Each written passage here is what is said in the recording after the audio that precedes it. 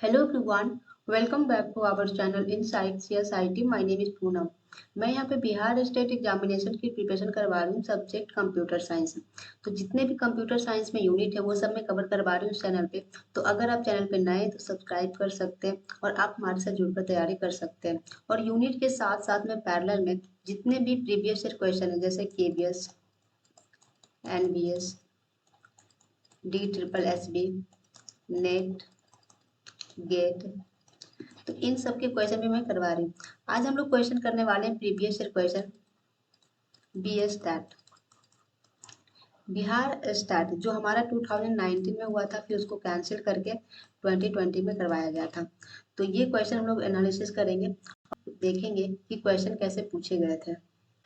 तो first question हमारा है, multi user system provided cost saving for small businesses because they use a single processing unit to link several. तो option है personal computers, dumb terminals, work station, main frame.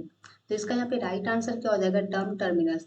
Basically डम terminals क्या होता था, इसके पास बस एक डिस्प्ले मॉनिटर होता था, मतलब कि ये सिर्फ आउटपुट शो करता था। इसके पास कोई भी प्रोसेसिंग कैपेबिलिटी नहीं होती थी। और इसके थ्रू क्या करते थे, जितने भी यूजर्स होते थे, सिस्टम्स होते थे, उसको बस कनेक्ट कर दिया जाता था और यहाँ पे क्या होता था, आउटपुट शो करवाता था। तो इसका राइट आंसर क्या हो जाएगा, C. C is the right answer. Next question की ओर बढ़ते हैं। तो नेक्स्ट क्वेश्चन हमारा था, what are the three decisions making operation perform by the ALU of a computer, arithmetic logic unit. यहाँ पे कह रहे हैं कि कौन सा डिसीजन परफॉर्म किया जाता था अरिथमेटिक लॉजिक यूनिट के द्वारा, greater than, equal to, less than. तो अरिथमेटिक लॉजिक यूनिट में सारा ही ऑपरेशन परफॉर्म किया जाएगा। तो राइट आंसर क्या हो जाएगा, D. D is the right answer.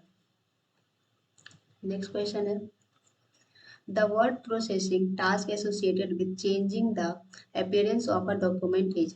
यहाँ पे कह रहा है कि वर्ड प्रोसेसिंग में जैसे एमएस वर्ड में हम लोग को कुछ भी चेंज करना है तो उसको हम लोग क्या कहते हैं, editing, writing, formatting, all of the above.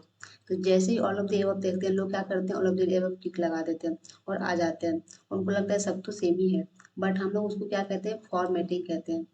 C is the right answer. Next question पे बढ़ते हैं। तो नेक्स्ट क्वेश्चन हमारा है, transistor used in which generation of computer. यहाँ पे कह रहे हैं कि ट्रांजिस्टर जो है किस जनरेशन के कंप्यूटर में आया था, first generation, third generation, second generation, fourth generation. तो जो हमारा ट्रांजिस्टर था वो आया था सेकेंड जनरेशन में। यहाँ पे मे भी पूछा है कि ट्रांजिस्टर, हो सकता है नेक्स्ट क्वेश्चन में पूछा है कि फर्स्ट जनरेशन में क्या आया था, या फिर वैक्यूम ट्यूब कब आया था। तो फर्स्ट जनरेशन में कब क्या आया था, वैक्यूम ट्यूब।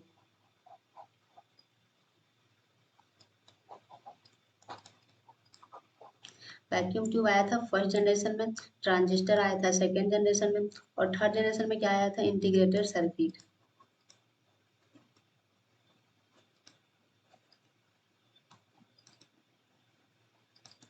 Integrated circuits. और फोर्थ जनरेशन की बात करें तो फोर्थ जनरेशन में आया था very large scale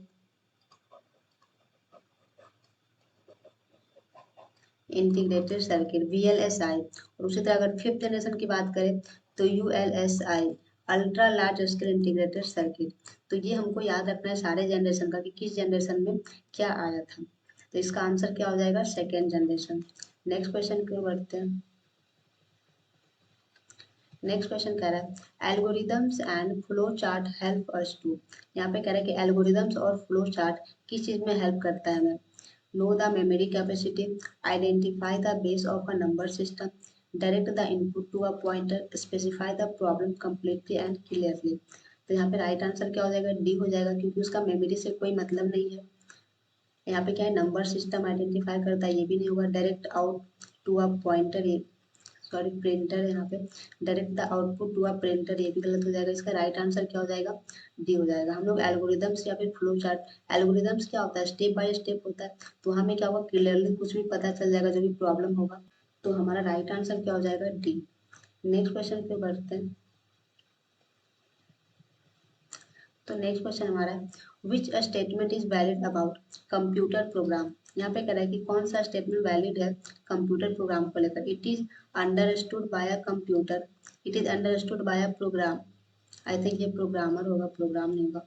it is understood by user. तो इसका राइट आंसर क्या हो जाएगा, डी हो जाएगा। It is understood by a computer और it is understood by a programmer. It is understood by a user नहीं हो सकता कि कोई भी यूजर तो नहीं समझ सकता ना कंप्यूटर प्रोग्राम। तो इसका राइट आंसर क्या हो जाएगा? D. D is the right answer.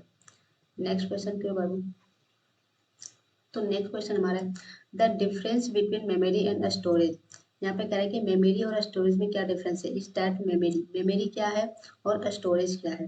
तो देखिए मेमोरी में यहाँ पे मेंशन नहीं किया कि किस मेमोरी की बात कर रहा है, secondary memory, primary memory. But यहाँ पे स्टोरेज, स्टोरेज क्या होगा, हमेशा क्या होगा, परमानेंट होगा। स्टोरेज कभी भी टेम्पररी नहीं होगा। तो पहले तो हमारा all of the above cut गया और टेम्पररी खत्म हो गया। तो हमारा यहाँ पे राइट आंसर क्या हो जाएगा, मेमोरी टेम्पररी हो जाएगा और स्टोरेज क्या होता है, परमानेंट होता है। तो A is the right answer. Next question पे बढ़ते हैं। तो नेक्स्ट क्वेश्चन हमारा है who design the first electronic computer ENIAC. यहाँ पे कह रहा है कि इनेक का फर्स्ट, जो इनेक हमारा था फर्स्ट इलेक्ट्रॉनिक कंप्यूटर, उसको किसने डिजाइन किया गया। तो यहाँ पे देखिए एक क्वेश्चन हमारा यही से निकल जाता है कि फर्स्ट इलेक्ट्रॉनिक कंप्यूटर कौन सा है, तो इनेक है। अब दूसरा क्वेश्चन बन जाएगा कि इनेक का फुल फॉर्म्स क्या होता है। तो इनेक का फुल फॉर्म्स होता है electronic numerical integrator and calculator. तो ये होता है इनेक का फुल फॉर्म। और तीसरा क्वेश्चन यहाँ से ये कि who design the first electronic computer, किसने डिजाइन किया।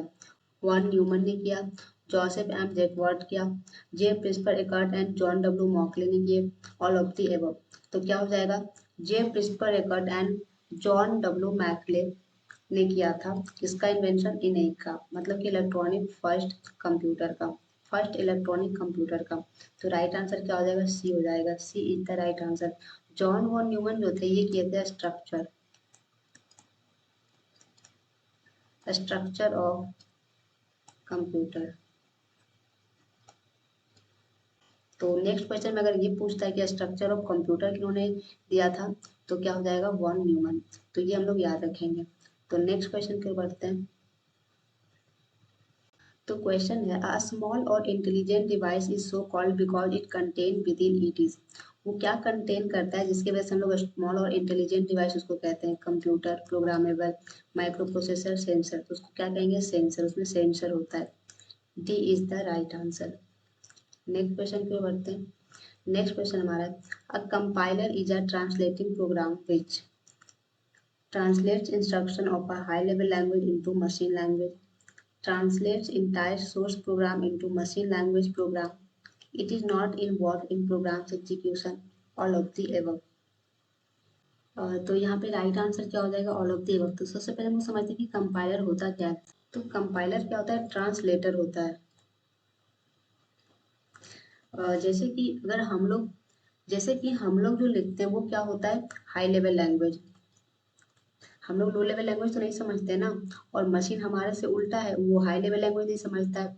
तो हाई लेवल लैंग्वेज से मशीन लेवल लैंग्वेज में कौन समझाएगा, तो वो कौन करता है काम, कंपाइलर करता है या तो इंटरप्रेटर करता है। तो अगर नेक्स्ट क्वेश्चन में इंटरप्रेटर है तो कंफ्यूज नहीं होना है, कंपाइलर और इंटरप्रेटर का दोनों का ही सेम ही काम होता है। बस डिफरेंस ये है कि कंपाइलर क्या होता है, वो जितने भी कोड लिखे हैं वो सारे को एक बार में ट्रांसलेट कर देगा। और जो ट्रांसलेटर होता है वो क्या करता है, लाइन बाय लाइन ट्रांसलेट करता है। ये दोनों में डिफरेंसेस है। तो यहाँ पे राइट आंसर क्या हो जाएगा, ऑल ऑफ दी अबव। और कुछ लोगों को यहाँ पे कंफ्यूजन हो सकता है कि ये क्यों नहीं होगा। तो जो हमारा कंपाइलर होता है उसका एग्जीक्यूशन में कोई इन्वॉल्वमेंट नहीं रहता है, उसका सिर्फ काम होता है ट्रांसलेटर का, वो बस ट्रांसलेट करता है। तो राइट आंसर क्या हो जाएगा, डी हो जाएगा इसका राइट आंसर। नेक्स्ट क्वेश्चन पे बढ़ते हैं। नेक्स्ट क्वेश्चन है what is a light pen. यहाँ पे क्या कह रहा है कि लाइट पेन क्या है, मैकेनिकल इनपुट डिवाइस है, इलेक्ट्रॉनिक इनपुट डिवाइस है, ऑप्टिकल इनपुट डिवाइस है या ऑप्टिकल आउटपुट है। तो सबसे पहले आउटपुट तो ये है नहीं, ये क्या है, इनपुट डिवाइस है।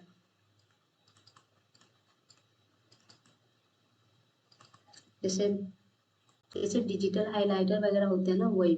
लाइट पेन, तो जस्ट लाइक कह सकते हो कि टच स्क्रीन, जैसे हम लोग टच स्क्रीन पे हम लोग क्या करते हैं, फिंगर से टच करते हैं तो क्या होता है, इनपुट दे रहे होते हैं। तो उसी तरह से हम लोग क्या करते हैं, लाइट पेन से भी तो इनपुट ही देते हैं ना स्क्रीन पे। तो ये सबसे पहले तो हमारा इनपुट डिवाइस है, और किस तरह का, मैकेनिकल है, इलेक्ट्रॉनिक है, ऑप्टिकल है।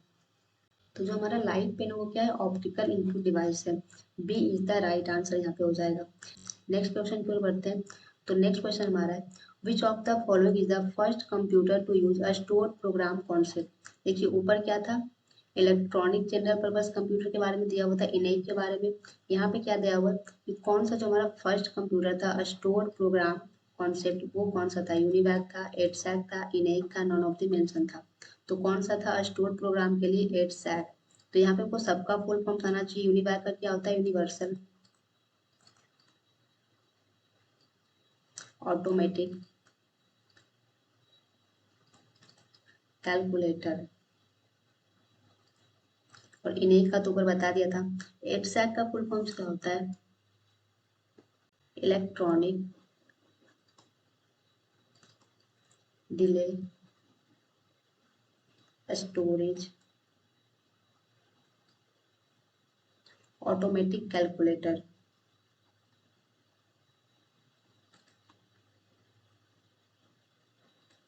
तो हम लोग सारे का फुल फॉर्म्स याद रखेंगे। नेक्स्ट क्वेश्चन पे बढ़ते हैं। तो नेक्स्ट क्वेश्चन हमारा है, the term gigabyte refers to. यहाँ पे कह रहा है कि गीगाबाइट किसको रेफर कर रहा है, 1024 बाइट को, 1024 किलो बाइट। यहाँ पे 1024 ही होना चाहिए, 1024 मेगाबाइट, 1024 वर्ड। गीगाबाइट क्या होता है, जीबी। और जीबी को हम लोग कैसे लिखते हैं, 10⁹। वैसे इस टॉपिक को मैंने चैनल में बहुत ही डिटेल में डिस्कस किया है। डेटा रिप्रेजेंटेशन, उसको हम लोगों ने डिस्कस किया कि सबसे छोटा क्या होता है, बिट होता है हमारा। उसके बाद क्या होता है, निबल। उसके बाद होता है केबी, सॉरी बाइट होता है, फिर केबी होता है, फिर एमबी होता है, और फिर हमारा होता है जीबी। यहाँ पे क्या बोला है, जीबी। और हम लोग स्टार्ट क्या करते हैं, इसमें क्या होता है, या तो जीरो होगा या तो वन होगा, 1 बिट होता है। इसमें क्या होता है, 4 बिट होता है। और इसमें क्या होता है, 8 बिट होता है। इसको हम लोग हाफ बिट भी कहते हैं, हाफ बाइट। और इसमें होता है हमारा 1024 बाइट। इसमें होता है हमारा 1024 किलो बाइट। और इसमें होता है हमारा 1024 मेगाबाइट। तो यहाँ पे क्या पूछ रहा था, टर्म गीगाबाइट रेफर्स टू, 1024 क्या होता है, मेगाबाइट। तो राइट आंसर क्या हो जाएगा, C. C is the right answer. Next question पे बढ़ते हैं। और एक इसमें से ना पावर वाले भी क्वेश्चन दे देते हैं, जैसे कि मैंने यहाँ पे डिस्कस किया था, कर रही थी, 10⁹ तो हम लोग स्टार्ट कहाँ से करते हैं, जैसे हम लोग केबी से स्टार्ट करते हैं, केबी, एमबी, जीबी, टीबी, इस तरह से सो ऑन। तो केबी से हम लोग स्टार्ट करते हैं 10⁵। तो एमबी हो जाता है 10⁶, जीबी हो जाता है 10⁹, टी हो जाएगा 10⁵, मतलब कि थ्री थ्री इसमें ऐड करते जाइए जो भी इसके नीचे है। तो वो हो जाता है हमारा। समटाइम्स हो सकता है पावर में अगर क्वेश्चन दे दे, ऑप्शन दे दे, तो हम लोग इसको भी कवर करके आएंगे। तो चलिए हम लोग नेक्स्ट क्वेश्चन पर बढ़ते हैं। नेक्स्ट क्वेश्चन है हमारा, in which year was UK's premier computing event called, which computer was started. I think इस क्वेश्चन को रहने देते हैं, लगता है कुछ मिस्टेक है या फिर आधा ही अधूरा क्वेश्चन है, तो इसको हम लोग रहने देते हैं अभी। नेक्स्ट क्वेश्चन पे बढ़ते हैं। तो नेक्स्ट क्वेश्चन है हमारा, once you load the suitable program and provide required data, computer does not need human intervention, this features is known as. यहाँ पे कह रहा है कि जब ह्यूमन कोई जो भी प्रोग्राम अगर लिखा है, तो एक सुटेबल प्रोग्राम लिख कर अगर उसने लोड कर दिया है, तो उसके बाद ह्यूमन का इंटरवेंशन उसमें नहीं होता है। इस फीचर्स को क्या कहते हैं, एक्यूरेसी कहते हैं, वर्सेटिलिटी कहते हैं, रिलायबिलिटी कहते हैं, ऑटोमेटिक कहते हैं। तो उसको क्या कहते हैं, ऑटोमेटिक कहते हैं। लाइक कि हमने एक कैलकुलेस करवाया, लाइक कि हमने एक कैलकुलेशन करवाया, 3+4+7+9, जितनी भी लंबी कैलकुलेशन करवाना है, तो हम लोग क्या करते हैं, एक बार प्रोग्राम को लिखे, लोड कर दिए, उसके बाद हम लोग एंटर करते हैं, उसके बाद तो हमें कोई भी ह्यूमन की जरूरत नहीं रहता है ना, वो खुद ही फिर आउटपुट देता है। तो ये क्या, तो ये क्या कहलाता है, ऑटोमेटिक कहलाता है। वो क्या वर्क करता है, ऑटोमेटिकली वर्क करता है। तो इसका राइट आंसर क्या हो जाएगा, डी हो जाएगा। नेक्स्ट क्वेश्चन पे बढ़ते हैं। तो नेक्स्ट क्वेश्चन हमारा है, व्हाट इज अ ब्रांड, यहाँ पे कह रहा है कि ब्रांड क्या है। The name of companies that made computers, the name of product a company gives to identify its product in market, a name of class to indicate all similar products from different companies, all of the above। तो इस क्वेश्चन को जब मैंने पहली बार देखा था तो मैंने क्या किया था, ऑल ऑफ द अबव लगा दिया था। मुझे लगा था कि ऑल ऑफ द अबव ही होगा इसका आंसर, और कई स्टूडेंट ये गलती कर सकते हैं, बट हमें क्या करना है, ऑप्शंस को अच्छे से पढ़ना है। ब्रांड क्या होता है, कोई भी एक पर्टिकुलर क्लास होता है इसका सिमिलर प्रोडक्ट का, जैसे कोको कोला हो गया, तो उसके अंदर बहुत सारे प्रोडक्ट आते हैं ना, तो क्या है, कोको कोला एक ब्रांड है और उसके अंदर क्या होते हैं, बहुत सारे सिमिलर प्रोडक्ट रहते हैं। तो वो इसका राइट आंसर क्या हो जाएगा, सी हो जाएगा। A name of class to indicate all similar product from different company, मतलब कि कोको कोला के अंदर बहुत सारे प्रोडक्ट हैं तो डिफरेंट डिफरेंट कंपनी के हैं, लेकिन क्या उसको बोलते हैं, कोको कोला ही बोलते हैं। तो इसका राइट आंसर क्या हो जाएगा, C. C is the right answer. Next question की ओर बढ़ते हैं। तो नेक्स्ट क्वेश्चन हमारा, machine language is, machine language क्या है, machine dependent, error prone, difficult to program, all of the above. तो मशीन लैंग्वेज क्या है, सारा ही है। तो राइट आंसर क्या हो जाएगा, D, D is the right answer. Next question की ओर बढ़ते हैं। तो नेक्स्ट क्वेश्चन है हमारा, a byte consist of minimum, यहाँ पे कह रहा है कि a byte consist of minimum, byte में सबसे मिनिमम क्या होता है, 1 बिट, 8 बिट, 4 बिट, 16 बिट। तो क्या होता है हमारा, 8 बिट। तो हम लोग ऊपर डिस्कस किए थे कि क्या होता है, बिट होता है, निबल होता है, और फिर हमारा बाइट होता है। तो निबल में क्या, सॉरी बिट में क्या होता है, 0 या 1, 1 बिट ही होता है, या तो 0 होगा या तो 1 होगा। निबल में क्या होता है, 4 बिट, और बाइट में क्या होता है, 8 बिट। तो मिनिमम एक बाइट में क्या होगा, 8 बिट। तो राइट आंसर क्या हो जाएगा, सी। नेक्स्ट क्वेश्चन पे बढ़ते हैं। तो नेक्स्ट क्वेश्चन है हमारा, modern computers are very reliable but they are not. अभी कह रहे हैं जैसे हम लोग जो यूज करते हैं मॉडर्न कंप्यूटर, वो रिलायबल तो है बट दे आर नॉट, और वो क्या नहीं है, फास्ट नहीं है, इनफॉलेबल नहीं है, पावरफुल नहीं है, चीप नहीं है। तो यहाँ पे क्या हो जाएगा, इनफॉलेबल। इनफॉलेबल मतलब कि कोई गलती नहीं करने वाला। तो ऐसा तो नहीं है ना कि कंप्यूटर बिल्कुल भी गलती ही नहीं करता है। अब जैसे कि हम लोग ह्यूमन की वजह से अगर हम लोग ही कुछ गलत इनपुट दे दे, इनपुट ही गलत दे दे, तो क्या वो हमें आउटपुट देगा, नहीं देगा ना, सही। तो एक तरह से क्या, वो कंप्यूटर गलती कर रहा है यहाँ पे। अब जैसे होता है कि हम लोग कुछ भी इनपुट गलत दे रहे हैं और आउटपुट उसका सही आता, तो वो होता कि रिलायबल तो है ही, साथ ही साथ क्या है, वो वैलिड भी है। तो रिलायबल का मतलब क्या होता है कि कंसिस्टेंस, मतलब कि अगर हम लोग गलत इनपुट देंगे तो वो गलत आउटपुट देगा, सही इनपुट देंगे तो वो सही आउटपुट देगा। लेकिन ऐसा नहीं कि हम लोग गलत इनपुट देंगे तो गलत आउटपुट, तो सही आउटपुट दे देगा। और एक ऐसा भी कि जैसे हम लोग कोई भी प्रोग्राम लिखते हैं तो समटाइम्स क्या होता है कि हम लोग गलत भी कोड लिखे हुए रहते हैं, तो भी समटाइम्स क्या होता है, वो रन करवा देता है, या फिर जो एरर देना चाहिए एक्चुअली वो नहीं देता है। तो ये एक तरह से क्या है, इनफॉलेबल, मतलब कि ऐसा नहीं कि वो गलती करता ही नहीं है। तो इसका राइट आंसर क्या हो जाएगा, infallible. C is the right answer. Next question पे बढ़ते हैं। तो नेक्स्ट क्वेश्चन है हमारा, examples of output devices are, यहाँ पे कह रहा है कि इनमें से कौन सा आउटपुट डिवाइसेस का एग्जाम्पल है, screen, speaker, printer, all of the above. तो यहाँ पे क्या है, सारा ही आउटपुट डिवाइसेस का एग्जाम्पल है, स्क्रीन भी है, स्पीकर भी है, प्रिंटर भी है। तो आज इतना ही क्वेश्चन रहने देते हैं, ऑलमोस्ट 20% हम लोगों ने कवर किया है। बाकी मैं नेक्स्ट वीडियो में कवर करूंगी। And thank you so much for watching this video. Further any query आप कमेंट सेक्शन में बता सकते हैं, या फिर कोई पर्टिकुलर टॉपिक में प्रॉब्लम है तो आप बता सकते हैं। Thank you so much for watching this video and wait for next video.